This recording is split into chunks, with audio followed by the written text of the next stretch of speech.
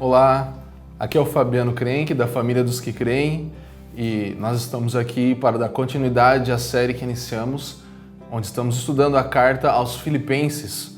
E estamos muito alegres, estamos muito felizes por poder compartilhar essa carta, por podermos estudar juntos, e estamos também com muita expectativa. Fizemos uma introdução na última palavra e agora, a partir de hoje, iniciaremos de fato o nosso estudo dentro da carta que Paulo escreveu à igreja em Filipos. Então, eu gostaria muito que você prestasse atenção, que você fizesse anotações nesse tempo. Nós estamos realmente encorajados com essa carta, porque ela tem muito a ver com o tempo que estamos vivendo, como já falamos. Ela tem a ver com o momento que Paulo estava vivendo, Paulo recluso, isolado na prisão, em um momento de grande dificuldade humanamente falando. Ele escreve a carta que tem como grande característica a alegria, uma triunfante alegria, uma alegria real e verdadeira, interior, que se exterioriza com a carta, com as expressões de Paulo. Então, tem muito a ver com esse tempo que estamos vivendo agora, especificamente, mas tem a ver também com todos os momentos de isolamento que experimentamos, todos os momentos em que externamente temos alguma coisa difícil na nossa vida, mas ao mesmo tempo Paulo nos mostra a importância de descobrirmos alegria interior. Então, antes de nós lermos o texto, eu gostaria que nós pudéssemos ter um tempo de oração para que iniciássemos essa série, para que tivéssemos esse tempo juntos à luz das Escrituras e da revelação do Espírito Santo. Pai, obrigado por esse tempo, obrigado porque a Tua palavra tem se feito real, obrigado porque o Teu Espírito tem revelado-se a nós, os Teus filhos, e nós queremos mais uma vez nos debruçar nas Escrituras, queremos mais uma vez ouvir a Sua voz de forma suave, mas também muito específica e direcional para as nossas vidas nesse tempo. Que o Teu Espírito nos dê luz enquanto lemos as Escrituras, enquanto ouvimos a Tua voz. Nós vamos nos mover conforme sempre temos buscado nos mover, sobre a Tua palavra que não muda e sobre o Teu Espírito que está constantemente se movendo. Graças Te damos por esse tempo, abençoa cada um que está conectado conosco agora e nós Te pedimos que Você nos reafirme segundo o Evangelho que está nas Escrituras, em nome de Jesus. Amém. Então vamos lá, eu gostaria que você acompanhasse comigo. Nessa primeira palavra, nós vamos ler e estudar os primeiros versículos do primeiro capítulo. Então, a ideia é que possamos ir do versículo 1 até o versículo 11 nesse momento juntos. Filipenses 1, a partir do versículo 1. Paulo e Timóteo, servos de Cristo Jesus, a todos os santos em Cristo Jesus, inclusive bispos e diáconos que vivem em Filipos. Graça e paz a vós outros da parte de Deus, nosso Pai, e do Senhor Jesus Cristo. Dou graças ao meu Deus por tudo que recordo de vós, fazendo sempre com alegria súplicas por todos vós em todas as minhas orações, pela vossa cooperação no Evangelho desde o primeiro dia até agora. Estou plenamente certo de que aquele que começou a boa obra em vós há de completá-la até o dia de Cristo Jesus. Aliás, é justo que eu assim pense de todos vós, porque vos trago no coração, seja nas minhas algemas, seja na defesa e confirmação do Evangelho, pois todos sois participantes da graça comigo. Pois minha testemunha é Deus, da saudade que tenho de todos vós, na terna misericórdia de Cristo Jesus. E também faço esta oração, que o vosso amor aumente mais e mais em pleno conhecimento e toda percepção, para aprovardes as coisas excelentes e serdes sinceros e inculpáveis para o dia de Cristo, cheios de todo fruto de justiça, o qual é mediante Jesus Cristo, para a glória e louvor de Deus. Então temos aqui as saudações de Paulo. Paulo começa saudando nos dois primeiros versículos e depois ele começa a partir para um tempo de ações de graças, de orações e súplicas. Nós podemos perceber que Filipenses, toda a carta, é um livro profundamente íntimo, é um livro que Paulo realmente escreveu do fundo do seu coração, ele realmente colocou o seu amor, as suas afeições nessa carta. Nós também vamos perceber que ele é totalmente focado no Evangelho. É uma carta cheia de doutrina, ela está com muito ensino aqui. Então nós podemos perceber que Paulo ele foi muito intencional na riqueza com que ele escreve essas palavras. E nós podemos perceber em vários momentos o convite de Paulo à oração. Essa é uma outra característica que eu queria que você percebesse comigo enquanto nós estudamos aqui. A riqueza das orações de Paulo, como ele, assim como em Efésios também, assim como em outras cartas variadas, ele tem essa ênfase da oração e ele nos ensina de fato a orar. E também nós podemos ver o foco de Paulo no crescimento em santidade, no crescimento na prática da vida cristã, na prática de ser um discípulo de Cristo, além dos olhos na eternidade, um olhar totalmente fixo naquilo que há de vir, no tempo em que nós estaremos plenos com Cristo, no dia de Cristo, como Paulo fala em alguns momentos. Essa mistura de coisas é vista nessa carta. E eu consigo perceber que realmente a igreja em Filipos foi muito privilegiada por receber essa carta de Paulo. É um privilégio tão grande que não ficou somente para aquela igreja local, para aquele momento, mas que se estendeu também até nós hoje, até a igreja na cidade de Curitiba, a igreja na nação brasileira, a igreja em outras nações, outras cidades. Nós podemos beber disso, nós recebemos de forma estendida daquilo que Paulo compartilhou aos filipenses. Então vamos lá, vamos para a saudação da carta. Os primeiros 2 versículos falam assim: Paulo e Timóteo, servos de Cristo Jesus, a todos os santos em Cristo Jesus, inclusive bispos e diáconos que vivem em Filipos. Graça e paz a vós outros da parte de Deus, nosso Pai, e do Senhor Jesus Cristo. Então, de forma muito básica, introdutória, o que nós vemos, a primeira palavra aqui, a primeira introdução na saudação é Paulo falando o seu próprio nome. Então, ele fala sobre si, ele fala: eu estou aqui escrevendo essa carta. Ele inclui Timóteo, que estava com ele. Então, aqui nós já podemos perceber como Paulo ele realmente era alguém que dava muita ênfase e queria mostrar isso, ele fazia intencionalmente. Ele não precisava colocar Timóteo aqui, mas ele coloca Timóteo porque justamente ele quer mostrar o companheirismo, a parceria que ele tinha com Timóteo. E aqui nós já podemos aprender algo. A importância de nós termos um companheiro de fé, de nós termos alguém, um parceiro no serviço de Deus, alguém que caminha junto conosco por todas as intempéries e também alegrias da vida, por todas as nuances que nós temos na nossa vida cristã. E isso aqui já me dá um encorajamento de pensar e de valorizar os Timóteos na minha vida, as pessoas que eu tenho como companheiros de fé. E eu quero encorajar você também que está assistindo, pense sobre isso, ore sobre isso e busque isso. Construa relacionamentos com pessoas de companheirismo, em que realmente a sua fé possa ser fundamentada e acrescida, estabelecida na base de alguém que também tem conhecimento. E isso não fala sobre alguém de mais ou de menos conhecimento ou estrutura de fé, mas fala de dividir as cargas, de você compartilhar o seu coração. E Paulo ele deixa isso muito claro, ele inclui Timóteo aqui, ele fala Paulo e Timóteo. E ele fala servos de Cristo Jesus. Então esse é o título com que Paulo se apresenta nessa carta. Ele se apresenta como um servo.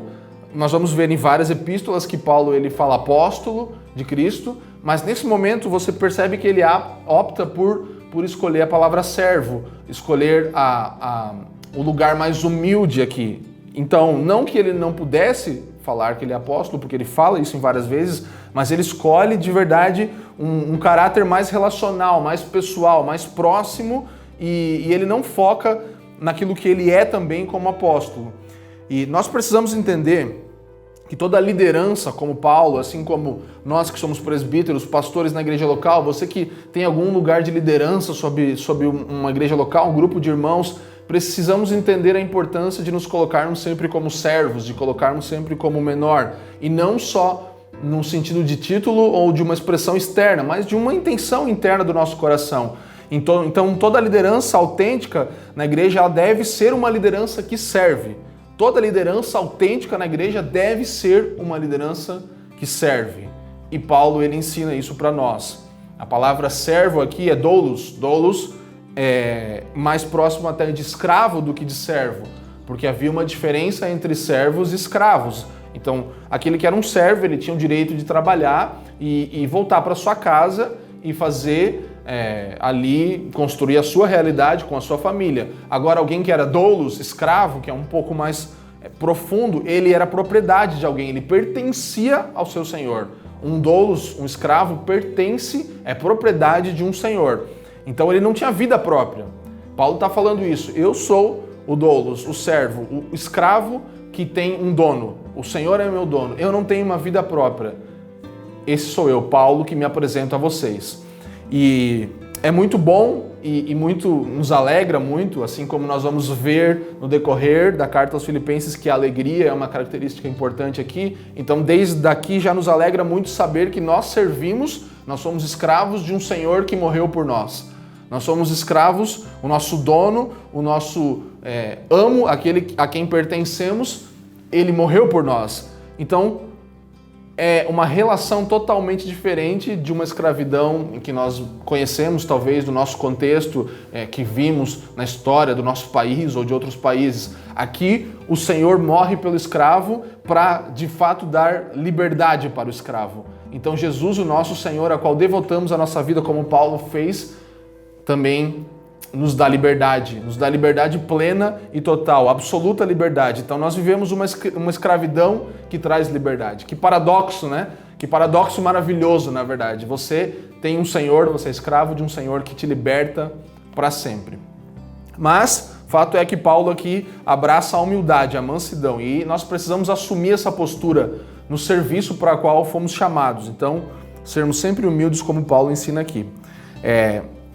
Continuando, servos de Cristo Jesus, então pertencentes a Cristo e a todos os santos, né? Agora ele fala para quem ele endereça, a todos os santos em Cristo Jesus.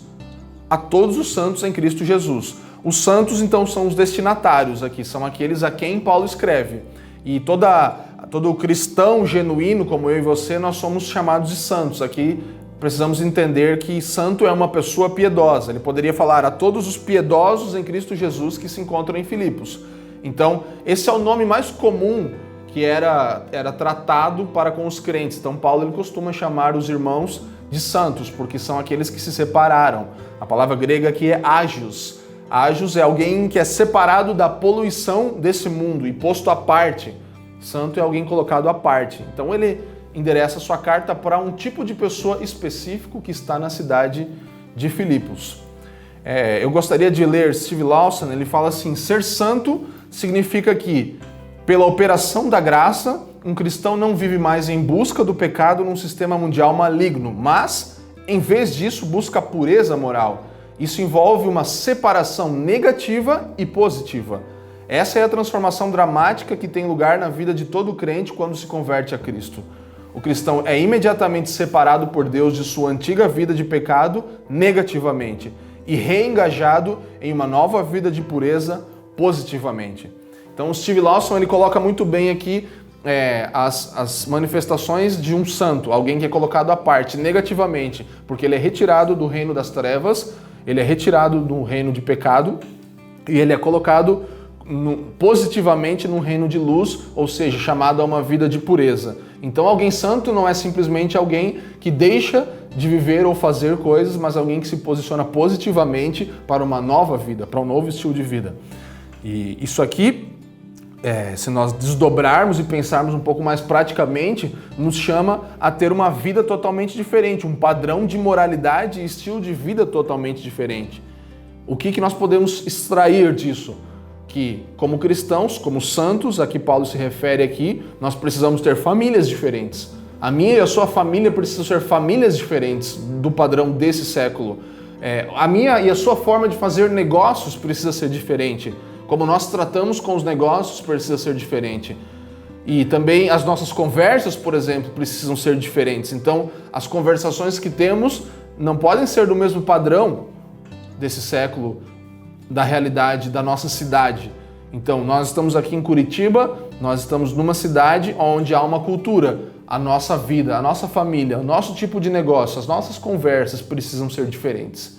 Nós temos que ter uma postura separada.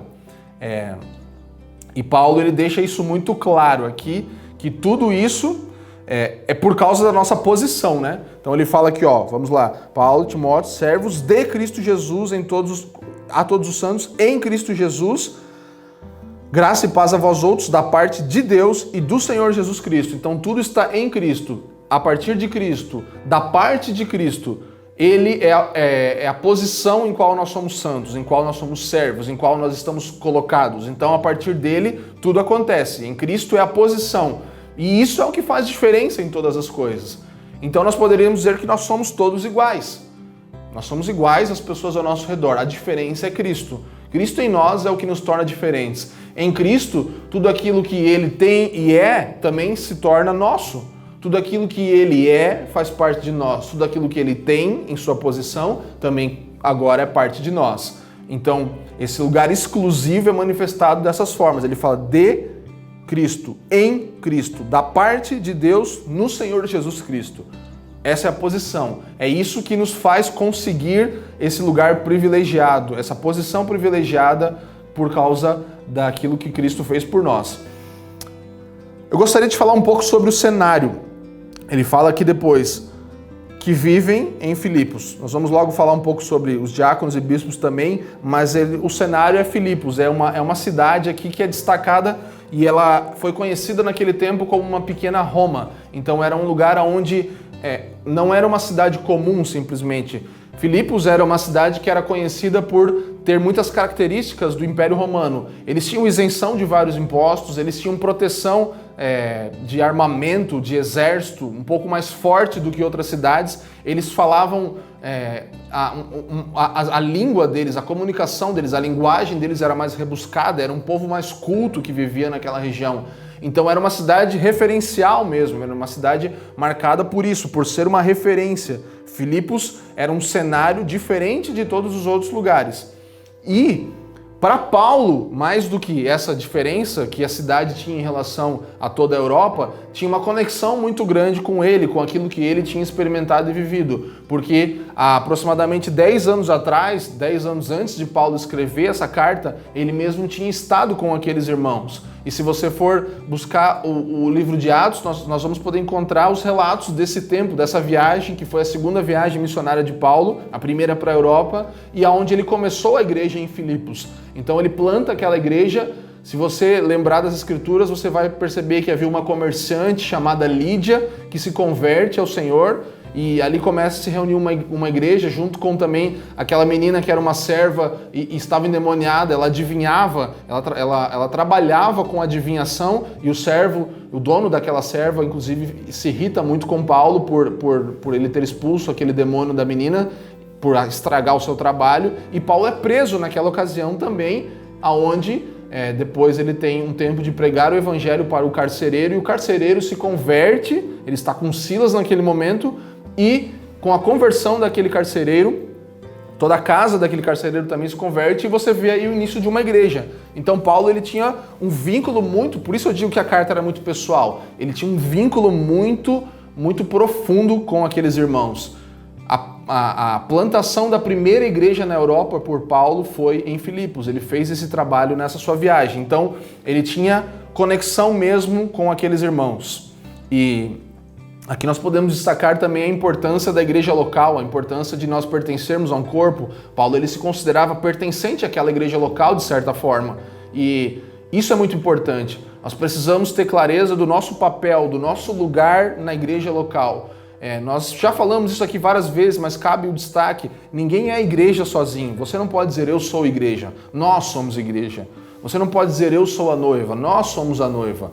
A noiva de Cristo, ela é manifestada de forma global, num aspecto, mas local como parte desse global. Então nós precisamos ser parte de uma igreja local. Nós não podemos ser membros de uma igreja online, nós não podemos ser membros de ouvir palavras ou podcasts de irmãos em outros lugares e não sermos parte de um corpo, de uma igreja local.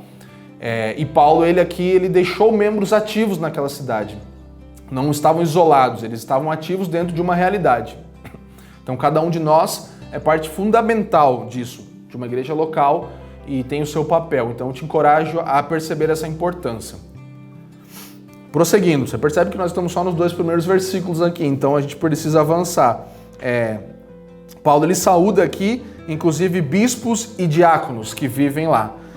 Aqui nós podemos perceber Paulo reconhecendo, além da igreja local, ele reconhece a liderança da igreja local. Ele reconhece presbíteros ou bispos. Bispos e presbíteros comumente eram a mesma coisa, a mesma palavra. Bispos às vezes tinham um caráter de supervisão um pouco diferente, mas nós podemos entender as duas coisas aqui. Então, os presbíteros e os bispos são iguais. Indica maturidade espiritual numa igreja, né? São aqueles que têm mais maturidade e são responsáveis por esse governo local da igreja. Então ele reconhece isso, ele reconhece os irmãos que tinham mais desenvolvimento. Um presbítero, um bispo precisa ter isso, um desenvolvimento espiritual sempre constante, precisa mostrar desenvolvimento na graça para com os irmãos e para com o evangelho. Então o foco intencional aqui de Paulo para com os líderes da congregação é muito importante. Ele realmente deseja que a igreja em Filipe perceba a estima que ele tinha, o quão esses irmãos eram estimados para ele também. Por isso ele destaca. E é necessário que esses irmãos, assim como naquela época Paulo destacou, os irmãos que são presbíteros, diáconos, líderes de uma igreja local, precisam receber apoio de uma igreja local, precisam receber a estima do povo que está reunindo-se com eles. E Paulo ele deixa isso de forma muito estratégica aqui. Esses irmãos eles têm responsabilidade estratégica, tanto presbíteros, quanto aqui ao lado deles, diáconos, que também têm responsabilidade para com o cuidado. A palavra diaconia, diaconai, é serviço, é aqueles que servem à mesa, aqueles que pastoreiam, aqueles que cuidam. Então Paulo dá ênfase a esses dois grupos de pessoas que são cruciais para a saúde de qualquer igreja local. A necessidade de nós termos presbíteros e diáconos que realmente são fiéis ao Senhor e desenvolvem a sua maturidade de vida é muito importante, sabe? Nenhuma igreja local ela pode subir mais na sua piedade do que os seus líderes. Por isso os líderes precisam realmente estar num nível de piedade, de consagração e desenvolvimento da sua fé muito grande. E eu li em um livro algo que fala assim: todas as orações que você fizer em favor de seus líderes, presbíteros e diáconos ainda serão poucas. Então toda oração que você fizer em favor da liderança da sua igreja local não será suficiente. Então aqui vai encorajamento também para que você suporte em oração os seus líderes. Todas as orações que você fizer em favor de presbíteros, diáconos da sua igreja local, pastores, lideranças, nunca serão suficientes, ainda serão poucas. Avançando. Vamos para as saudações. Graça e paz, versículo 2, a vós outros, da parte de Deus, nosso Pai, e do Senhor Jesus Cristo. Então aqui, Paulo mistura a saudação comum daquele tempo, saudação judaica, era shalom, a paz. Então a mistura aqui de Paulo é muito intencional, e ele faz isso mais vezes. Ele fala graça e paz. Ele usa uma palavra grega junto com uma palavra judaica aqui. Então, uma palavra do povo hebraica, né? Mas de costume judaico, então ele mistura essas duas palavras. E aqui há uma intenção muito clara de Paulo. Ele quer realmente comunicar que graça é a causa e paz é um resultado, uma consequência. Então graça e paz. Só experimenta shalom, a paz, aquele que é alcançado pela graça. Ele coloca isso intencionalmente, graça e paz. A graça de Jesus, a graça de Deus que nos conquista, que nos é irresistível, ela é a que pode nos fornecer paz. Paz, shalom, como um resultado. David Stern, ele traduz shalom nesses termos, no seu comentário judaico do Novo Testamento. Ele fala assim: a palavra shalom significa não apenas paz, mas também tranquilidade, segurança, bem-estar, saúde, contentamento, sucesso, conforto, plenitude e integridade. Então, muito mais do que paz que excede todo entendimento, tranquilidade, segurança, bem-estar, saúde, contentamento, sucesso, conforto, plenitude e integridade. Coisas que só vêm a partir daqueles que são alcançados pela graça. Por isso Paulo intencionalmente ensina graça e paz. Graça que nos alcança, graça que é a causa, shalom, paz que é a consequência, que é o resultado. E a fonte disso, de nosso Senhor Jesus Cristo. Tanto graça quanto shalom, paz, vem do Senhor Jesus Cristo. Ele é a fonte, ele é da onde procede a graça que nos salva e também aquele que nos dá e provê todas as coisas que Stern cita aqui como termos que definem shalom. Versículos 1 e 2 basicamente falam sobre isso, a saudação e esse início de Paulo ele é muito importante. Você vai perceber que por isso nós estamos gastando um tempo aqui um pouco maior, porque isso aqui conduz toda a narrativa de Paulo. Versículo 3. Dou graças ao meu Deus por tudo que recordo de vós. Paulo ele já inicia aqui com um coração grato. Ele já inicia com um coração derramado, ainda que em cadeias, ainda que isolado, preso, ele mostra, eu estou muito grato, graças a Deus porque eu estou sempre me lembrando de vós, tudo que recordo de vós me traz boas lembranças. Então Paulo estava falando, quando eu penso em vocês eu só tenho boas lembranças, eu lembro de coisas muito boas que nós vivemos juntos, que nós experimentamos. Como eu falei, ele tinha história com aquele povo. Então Paulo ele não está falando simplesmente como de forma impessoal, vou mandar uma carta porque eles estão precisando ouvir alguma coisa lá, ou repreender, ou fazer alguma coisa. Não. Ele está falando de forma muito pessoal. Ele tinha relação com aquele povo. No versículo 4 ele fala, fazendo sempre com alegria e súplicas por todos vós, fazendo sempre com alegria, súplicas por todos vós em todas as minhas orações.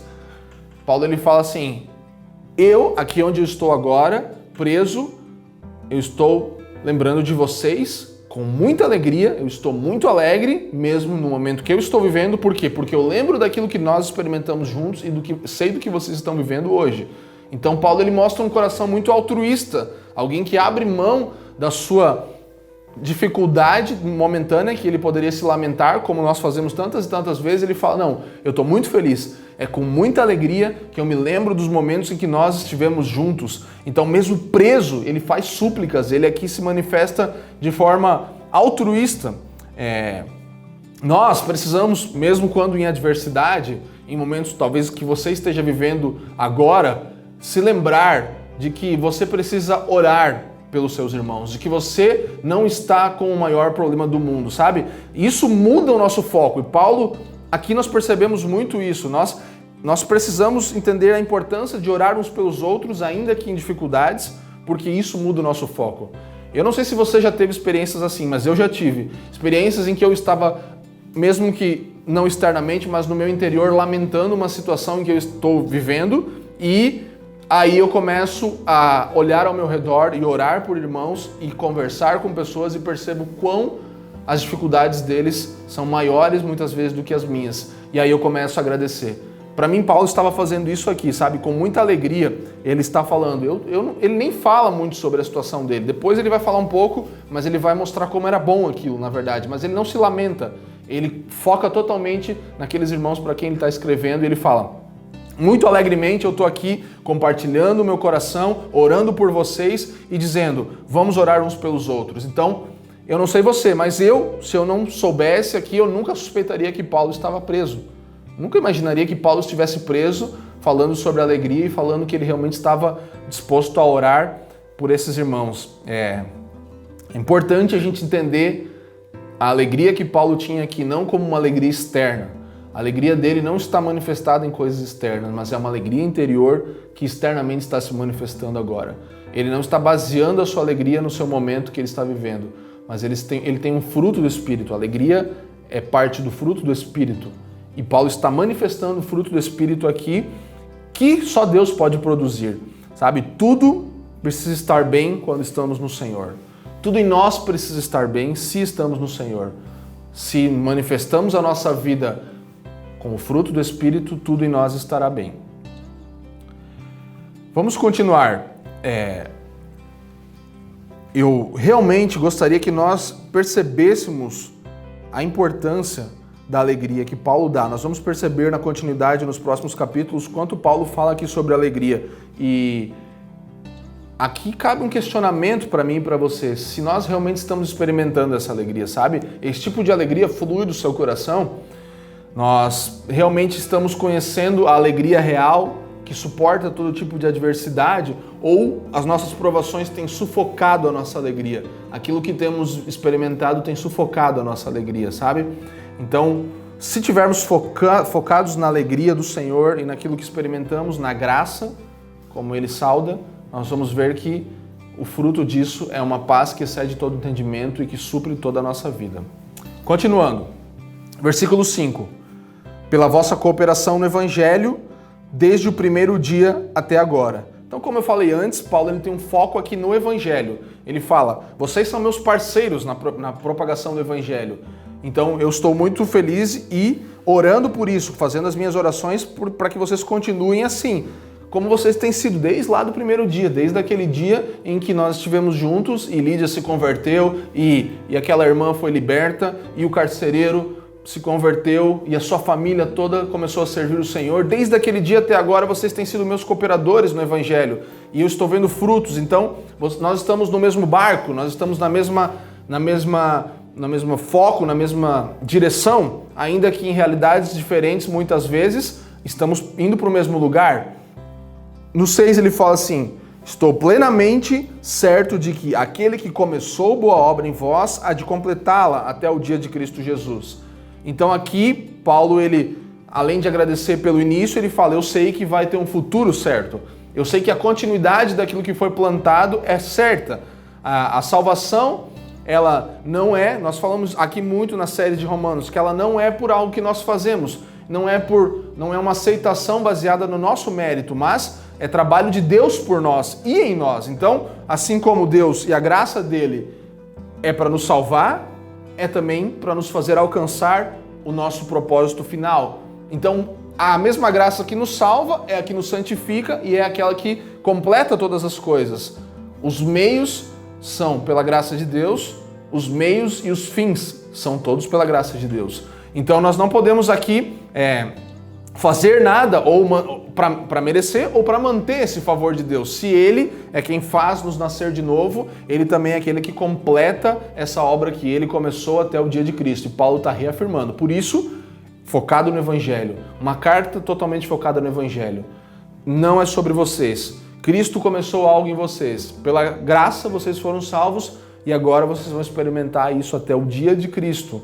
O estado pleno. Aqui o dia de Cristo precisa ser diferenciado, não é o dia do Senhor, mas é o dia de nós estarmos plenos com Ele, quando nós formos realmente como Ele é. Então, tenha isso em mente. Perceba a importância de entender que Deus termina tudo o que Ele começa. Deus termina tudo o que Ele começa. Ele começa a boa obra e Ele termina a boa obra. Fiel para começar, fiel para continuar o processo, fiel para completar o processo. Paulo quer deixar isso claro aos filipenses. Então, no momento que você está vivendo, Deus começou uma obra em você, por isso você está aqui agora ouvindo. Saiba que Ele está agora com você e Ele estará até o dia de Cristo. Essa é a esperança que Paulo acende no coração dos filipenses e no nosso coração também. Continuando, versículo 7. Aliás, é justo que eu assim pense de todos vós. Como? Como alguém que vai ter a obra completada até o dia de Cristo. Por quê? Porque vos trago no coração. Então Paulo está falando aqui do coração dele. Ele fala, eu trago vocês no meu coração, vocês são parte de mim, eu sou parte de vocês.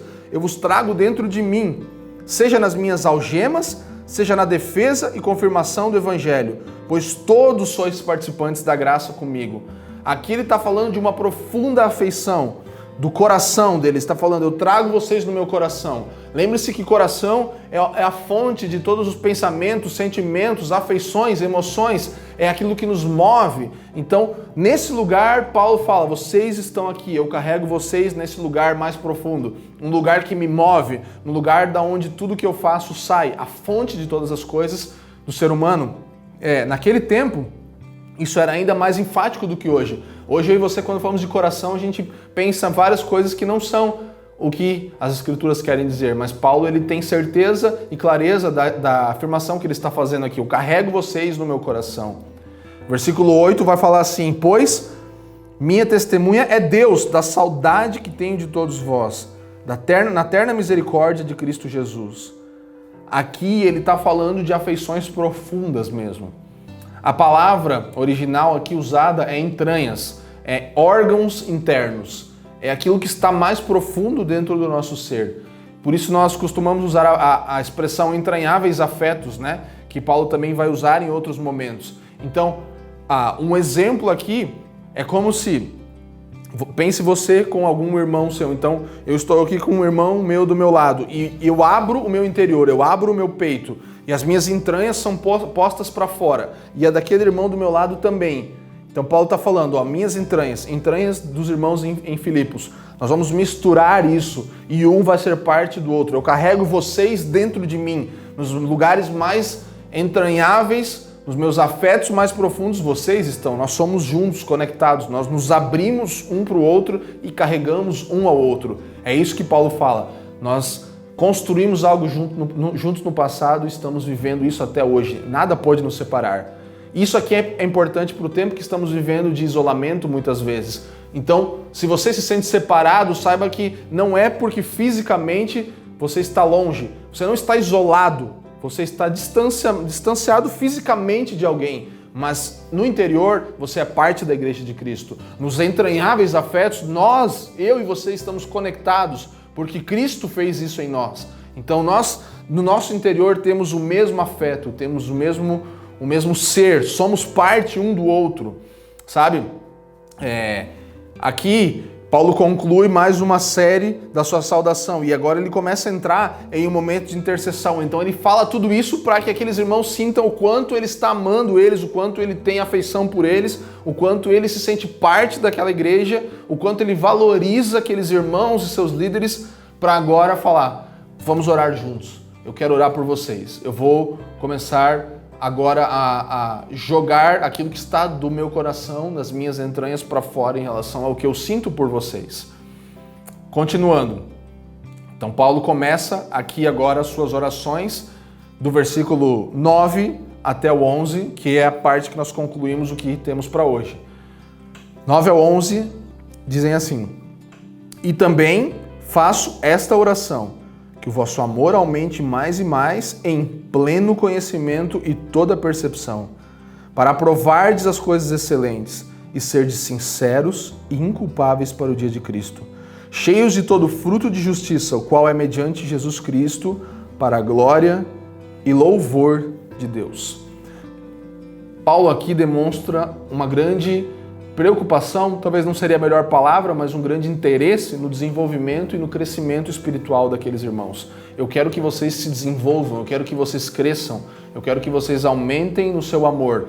Então, o aumento do amor aqui é o tema dessa oração de Paulo. E ele vai falar como isso deve acontecer. Não de forma subjetiva, ou de forma distante, ou de forma não definida, mas muito bem definida. Paulo ele ora aqui e fala como o amor deve aumentar uns pelos outros. Então ele realmente deixa isso muito claro. Ele fala que o vosso amor aumente mais e mais em pleno conhecimento e toda percepção. Então que vocês possam ter um pleno conhecimento e uma percepção clara.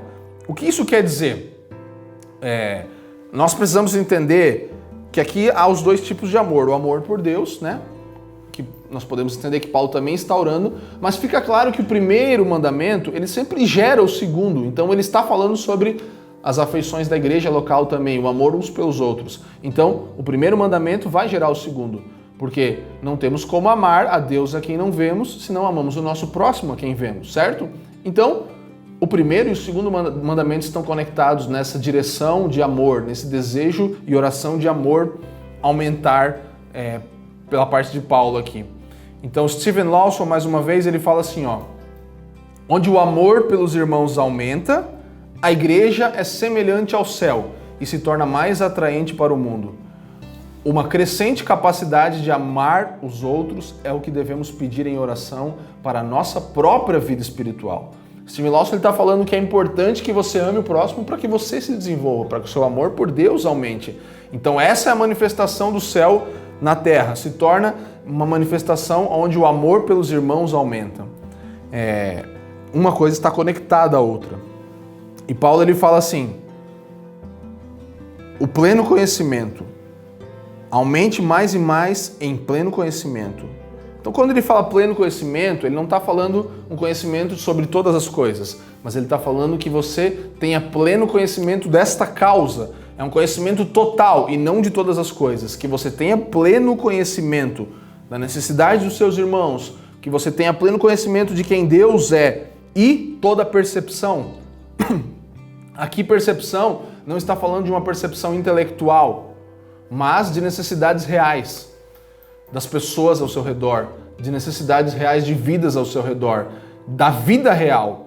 Amor pelo próximo discernindo as necessidades uns dos outros. Então, Paulo está falando, perceba, tenha percepção. E além disso, nós vamos perceber depois, na próxima palavra, quando falarmos do versículo 12 em diante, que Paulo está falando da necessidade de termos uma percepção a partir daquilo que Cristo vê, não a partir daquilo que nós vemos. Você vê que Paulo ele estava muito alegre aqui. Por quê? Porque ele tinha uma percepção clara, ele conseguia enxergar que a alegria dele não vinha das coisas externas, mas ele conseguia ter percepção de que a partir daquilo que ele tinha em Cristo, todas as coisas se tornavam belas. Por isso ele quer focar que nós tenhamos percepção, ele quer orar e buscar isso diante do Senhor Deus, dá percepção para esses irmãos de que as circunstâncias externas não definem quem eles são. Eu estou aqui preso e eu quero que a partir dessa percepção, que eu estou muito alegre estando aqui agora, eles também tenham essa percepção, eles percebam que eles não precisam de uma circunstância melhor, eles não precisam de menos perseguição, eles não precisam de nada externo, eles precisam de uma troca na sua percepção, eles precisam mudar o seu olhar, eles precisam enxergar aquilo que eu estou enxergando também, uma alegria, uma fonte inesgotável de alegria, não importam as circunstâncias. Então, se você tem orado para que Deus mude suas circunstâncias, eu quero te encorajar, ore para que Deus mude a sua percepção das circunstâncias. É isso que Paulo está falando aqui. Ele não está pedindo, irmãos, está difícil, orem por mim aqui na cadeia, eu preciso ser liberto e tudo isso. Não, ele está falando, eu quero orar para que vocês tenham outra percepção. Eu quero olhar para que vocês olhem para mim e tenham a percepção que eu estou tendo desse momento de isolamento que eu estou tendo. Então, dá uma nova percepção para a tua igreja, Senhor. É isso que nós oramos, é isso que eu peço. Muda a percepção, dá pleno conhecimento, mostra o todo. Faça com que tua igreja em Filipos possa perceber o todo. Não a circunstância atual, não o momento atual simplesmente, mas uma percepção maior, uma percepção do próximo. Não a minha necessidade, a necessidade do outro, para que a minha fique ofuscada e assim eu possa glorificar a Deus e me alegrar. Então essa talvez seja a parte mais importante do que estamos falando aqui, sabe? Ele vai falar sobre aprovar também, aprovar as coisas excelentes. Essa palavra aqui é dokimazo, palavra original, que fala sobre testar metais e moedas para ver se elas são oficiais, se elas são verdadeiras. Então, para que possam aprovar, versículo 10, as coisas excelentes e ser de sinceros e inculpáveis para o dia de Cristo. Então, aqui não é distinguir só mal de bem. Paulo não está sendo tão simplista. Ele não quer dizer, para que discernir o mal do bem, mas discernir o que é excelente. Definir e perceber o que é excelente. Então, decidir o que é bom para alguém ou o que é melhor para alguém. Sabe, nós temos falado nesses dias, temos ouvido o pastor Paulo Borges falar em um podcast que ele compartilha sobre a igreja em tempos de pandemia, a diferença entre escolhas e decisões. Então, Paulo não está falando que vocês consigam escolher o bem e o mal, não, porque ele já considera que aqueles irmãos já têm isso, eles já estão experimentando a vida em Deus, mas agora eles precisam não tomar mais uma decisão, mas não fazer uma escolha, mas tomar uma decisão, ser claro em sua decisão, em sua postura, em preferir, em escolher, em discernir, em aprovar aquilo que é excelente. Então, o que é melhor para o próximo, o que é melhor para o reino de Deus, o que é melhor para a igreja naquela cidade. Vocês precisam ter essa percepção e eu oro por isso, é o que Paulo está falando aqui. Sabe, como apoiar melhor o seu irmão? Você tem pensado nesses dias que você está na sua casa, em vez de pensar, eu preciso que alguém me supra, como você pode suprir alguém? Você parou para pensar como você pode apoiar melhor a sua esposa ou seu marido nesse tempo? Como você pode apoiar o seu cônjuge? Suportar melhor ele, dar suporte, eu quero dizer com isso. Como você pode apoiar e dar a vez e priorizar a vida dos seus pais, dos seus filhos, daqueles que estão perto de você, sabe? É isso que nós estamos sendo chamados aqui a fazer. Precisamos aprender a priorizar os outros, a priorizar aqueles que estão perto de nós. E Paulo fala também aqui sobre compatibilidade. Sinceros e inculpáveis para o dia de Cristo. Sinceros e inculpáveis para o dia de Cristo. Integridade, inteireza, completos para esse dia.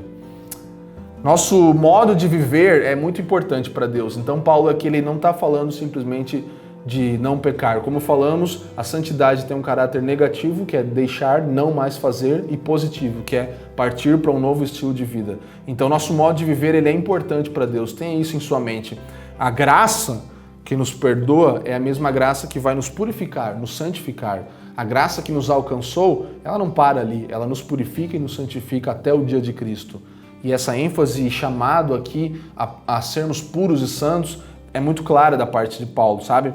Perseverar no amor, perseverar na santidade, amar uns aos outros, não importa as feridas, não importa o que eu esteja sentindo ou quanto tenham me ferido, eu tenho o dever de amar o meu próximo.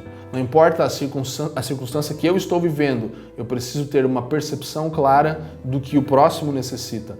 Esse é o chamado de Paulo. Ele não está falando isso aqui, mas nas entrelinhas nós podemos perceber que ele está fazendo isso aqui. Ele ensina com o seu exemplo a importância de focar no próximo antes de nós mesmos, sabe? E 11, nosso último versículo, cheios do fruto de justiça, o qual é mediante Jesus Cristo, para a glória e louvor de Deus. Então aqui, fruto de justiça é aquilo que é iniciado em nós na nossa conversão e agora está ligado a produzir frutos de justiça junto com a nossa comunidade local, os cooperadores no Evangelho.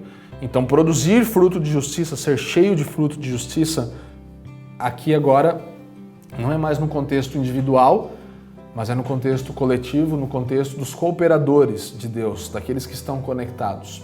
Sabe, Paulo, ele termina esse versículo 11 falando que esse fruto de justiça que é mediante Jesus Cristo, ele é para a glória e louvor de Deus.